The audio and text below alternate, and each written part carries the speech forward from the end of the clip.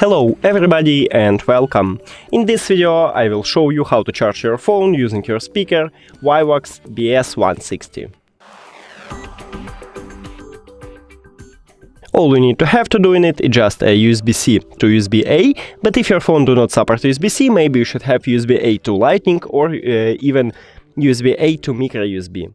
Now, at the back side of your speaker we have this plug. Now open it, and right here we have USB-A port. So connect USB-A port right here and USB-C port to your phone. Now the speaker should be on, so turn on it, and now as you can see it starts charging. So that's it. Thank you for watching this video. If you found it helpful, please consider subscribing to the channel and leave the like on the video. It's really important to us. See you later!